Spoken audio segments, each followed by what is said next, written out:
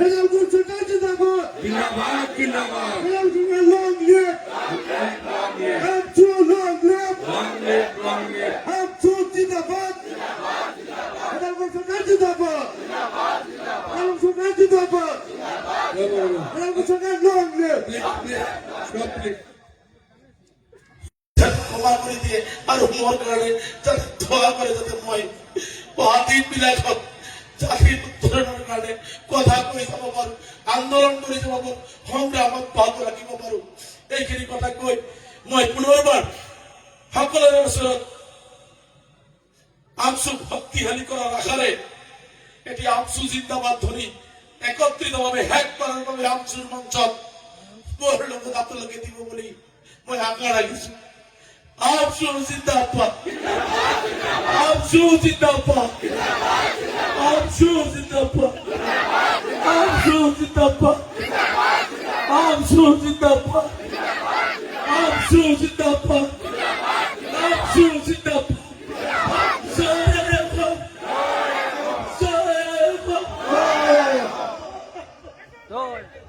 জিন্দাবাদ জিন্দাবাদ রেজাউল সরকার সংখ্যালঘুসকলৰ নাগৰিকত্বৰ সমস্যাৰ লগত যুঁজিবলৈ আহ্বান কৰিছো চেষ্টা কৰিছো আজি দুজনকে বলিষ্ঠ সভাপতি আছে ইয়াত আব্দুল ৰহিম আহমেদ ডাঙৰীয়া আইজুৰ ৰহমান ডাঙৰীয়া যেতিয়া মই সাধাৰণ সম্পাদকৰ দায়িত্ব লৈছিলো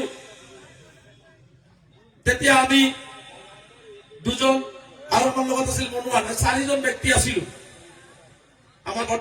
প্ৰাক্তন সভাপতি মনোহৰ হোসেন এই চাৰিজন ব্যক্তিয়ে অসমৰ পৰা ইমূৰৰ পৰা সিমূৰলৈকে অসমৰ পৰা ইমূৰৰ পৰা সিমূৰলৈকে দৌৰিছিল সংখ্যালঘু জনগণৰ হৈ কাম কৰিবলৈ চেষ্টা কৰিছিল বহু ঘাত প্ৰতিঘাত গৈছে কেতিয়াবা খাব পাইছো কেতিয়াবা খাব পোৱা নাই কেতিয়াবা ৰাতি হোটেল আহি সোমাম হোটেল পোৱা নাই বাৰান্দাতে গোটেই নিশাটো কটাবলগীয়া হৈছে আৰু মই ভাবো যে প্ৰতিজন আমসুৰ কৰ্মকৰ্তা দায়িত্বত থকা কৰ্মকৰ্তাই সন্মুখত থকা প্ৰতিজন দায়িত্বত সন্মুখত থকা কৰ্মকৰ্তাই এনেকুৱা ধৰণে কষ্ট কৰে আমসু যোনে কৰে বাহিৰৰ পৰা চোৱা যায় যে সংগঠন কৰে কিন্তু সংগঠনৰ ভিতৰত সোমাই যদি সংগঠন কৰিব লগা হয় তেওঁলোকে অনুভৱ কৰিব যে সংগঠনটো কৰা কিমান কষ্টকৰ গতিকে সেই সংগ্ৰামখন ইমান সহজ সংগ্ৰাম নহয় এই সংগ্ৰামখন ইমান সহজ এইকাৰণে নহয় ইয়াত মানুহৰ অধিকাৰৰ বাবে যুঁজা হয় বিশেষকৈ সংখ্যালঘুসকলৰ ওপৰত নিৰ্যাতন যি চলিছে এই নিৰ্যাতন প্ৰতিৰোধ কৰিবৰ কাৰণে ইয়াত যুঁজা হয় চৰকাৰৰ বঞ্চনাৰ বিৰুদ্ধে যুঁজা হয় আজি আমি সেই যুঁজবিলাক চলাই থকাৰ মাজতে আমাৰ ওপৰত নাগৰিকত্বৰ নামত যি বোজা লাপি দিয়া হয় এনআৰচিৰ নামত ট্ৰিবিউনালৰ নামত এই এনআৰচিৰ নামত 2012 চনত আইজুৰ ৰহমান আব্দুল ৰহিম আহমেদৰ নেতৃত্বত আমাৰ আইনী উপদেষ্টা মুস্তাক খাদ্দা মুস্তাক তেখেতে আজি অহা নাই নাম ক'লে মই এইটো অকৃতজ্ঞ হ'ম এই মানুহজনৰ চাইলেণ্টলি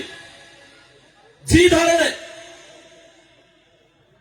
জমিয়ত উলেমা হিন্দৰ সৰ্বভাৰতীয় সভাপতি আশ্ৰফ মদনী সাহেব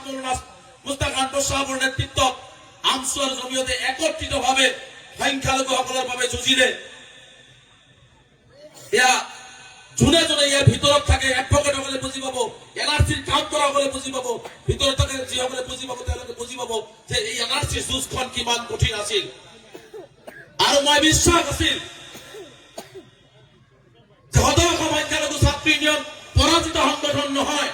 সদৌ অসম সংখ্যালঘু ছাত্ৰ ইউনিয়ন নিজৰ অধিকাৰ বিচৰা সংগঠন গতিকে সদৌ অসম সংখ্যালঘু ছাত্ৰ ইউনিয়নক কোনেও পৰাজিত কৰিব নোৱাৰে গতিকে কোনেও পৰাজিত কৰিব নোৱাৰে জমিয়ত উলেমা হিন্দ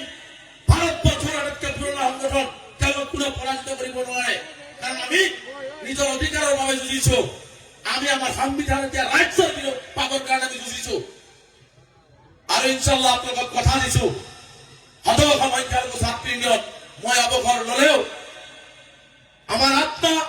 এই পৰিয়ালত থাকিব কাৰণ সদৌ অসম সংখ্যালঘু ছাত্ৰ ইউনিয়ন মোৰ আত্মা আৰু এই আত্মা সদায় জাতিগতভাৱে চিঞৰি যাব গতিকে স্পষ্টকৈ আপোনালোকক কথা দিছো যে এনআৰচিৰ যুঁজেই হওক ডিপোৰ্টাৰৰ যুঁজেই হওক আজি উচ্ছেদৰ নামত যি অবৰ্ণনীয় পৰিৱেশ হৈছে শিক্ষাৰ নামত যুঁজেই হওক সদৌ অসম সংখ্যালঘু ছাত্ৰ ইউনিয়ন 2026 চনৰ 1 জানুৱাৰীৰ পৰা নতুন ৰণনীতি নতুন ৰণকৌশল হ'লে নিজৰ অধিকাৰ বিচাৰি লাগিলে ভাঙি চিঙি গৈ হ'লেও নিজৰ অধিকাৰ কাঢ়ি আনিবলৈ চেষ্টা কৰিব গণতান্ত্ৰিকভাৱে সংগ্ৰামত সংবিধানে দিয়া ৰাইটছ আমাক লাগিব আৰু সংবিধানে দিয়া ৰাইটছ যদি কোনোবাই দিব নিবিচাৰে আমি কাৰিয়ৰ আৰু ব্যৱস্থা গ্ৰহণ কৰিব লাগিব এইটো স্পষ্ট আমি সমাজত যুঁজিব লাগিব আজি সমাজত যি ধৰণে হিন্দু মুছলমানৰ মাজত ভাগ কৰিছে যি ধৰণে হিংসা বিদ্বেষৰ সৃষ্টি কৰিব বিচাৰিছে আমি মুছলমানসকলে শদিয়াৰ পৰা ধুবুৰীলৈকে পথ ল'ব লাগিব হিমন্ত বিশ্ব শৰ্মা ডাঙৰীয়া হিন্দু মুছলমান ভাগ কৰিব আৰু আমি হিন্দু মুছলমান সমন্বয়ে অসম আগবঢ়াই লৈ যাওঁ এই সংকল্প ধৰ্মীয় সংখ্যালঘু ৰাইজে ল'ব লাগিব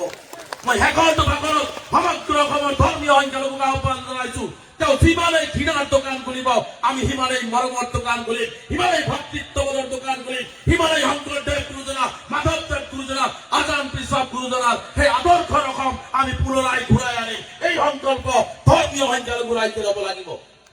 আমি সমন্বয় সৃষ্টি কৰিব লাগিব সমন্বয়ৰ হাকো সৃষ্টি কৰিব লাগিব তেওঁলোকে যিমানেই যি নকওক কিয় আমি একত্ৰিতভাৱে আমি এই কথা বাৰ্তাবিলাক লৈ যাব লাগিব কাৰণ মই স্পষ্টকৈ গম পাইছো হিমন্ত বিশ্ব শৰ্মা ডাঙৰীয়াৰ লক্ষ্য আৰু উদ্দেশ্য হৈছে বৰ অসম ভাঙি থান বান কৰি অসমখন ধ্বংস কৰি দিয়া কিন্তু আমি সংখ্যালঘু সমাজে সিদ্ধান্ত ল'ব লাগিব তেওঁ বৰ অসম ভাঙি থান বান কৰিব বিচাৰিছে আৰু আমি বৰ অসম গঢ়িবৰ কাৰণে চেষ্টা কৰিছো আজি মুছলমানৰ মাজত ভাগ কৰা আৰম্ভ কৰিছে কাৰোবাক কয় দেশী কাৰোবাক কয় খিলঞ্জীয়া কাৰোবাক কয় মিয়া কাৰোবাক কয় চৰুৱা কাৰোবাক কয় বমুৱা কিন্তু মই সমগ্ৰ অসমৰ ধৰ্মীয় সংখ্যালঘুসকলক শেষৰটো কথা ক'ব বিচাৰিছো হিমন্ত বিশ্ব শৰ্মা ডাঙৰীয়া এনেকুৱা এজন নেতা কোনো ধৰ্মীয় সংখ্যালঘুক এতিয়া ভাল নাপায় খিলঞ্জীয়া চাৰ্টিফিকেট দিয়া আমাৰ যিসকল সংখ্যালঘু ভাই আছিল তেওঁলোকক দিছে কি মুখত চাৰ্টিফিকেটৰ কথা কৈ আকৌ কয় বাঘ হাজিৰকে এটা কাল্পনিক চৰিত্ৰ আজান পীৰ কাল্পনিক চৰিত্ৰ মাননীয় হিমন্ত বিশ্ব শৰ্মা ডাঙৰীয়া বাঘ হাজৰিকা আছিল আছে আৰু ভৱিষ্যতলৈকে থাকিব আজান পীৰ চাহাব আছিল আছে আৰু ভৱিষ্যতলৈকে প্ৰজন্ম অসমৰ অসমীয়া ৰাইজৰ মাজত ধৰ্মীয় সংখ্যালঘুৰ মাজত থাকিব আপুনি যিমানেই নিশ্চাত কৰিব নিবিচাৰক আপুনি নস্বাত কৰিব নোৱাৰে আজি দুখৰ বিষয় আজি ভাৰতীয় নাগৰিকক কৈ আছে নেকি সন্দেহজনক মই অসমত থাকিবলৈ নিদিওঁ ইয়াৰ পৰা যাব লাগিব মই হিমন্ত বিশ্ব শৰ্মা ডাঙৰীয়াক মুকলিভাৱে কৈছো আপুনি আছে নেকি মিয়া যিয়ে শব্দ নকওক কিয় আপুনি ভাৰতীয় নাগৰিকৰ গাৰ নো মেটেল চিধা কৰিব নোৱাৰে আপুনি কি বেছিকে কি কৰিব দুখীয়া দৰিদ্ৰ গৰখাৱনীয়া পীড়িত মানুহে ফৰেষ্টত বসবাস কৰিছে পিজিআৰ ভিতৰত বসবাস কৰিছে আপোনাৰ ক্ষমতা আছে আপুনি বন্ধুজাল লগাব এটা কথা মাননীয় মুখ্যমন্ত্ৰী ডাঙৰীয়া আপুনিও মনত ৰাখিব ক্ষমতা চিৰস্থায়ী নহয় আৰু আপুনি যি ধৰণে বৃদ্ধা মানুহৰ ওপৰত বলডুজাৰ চলাইছে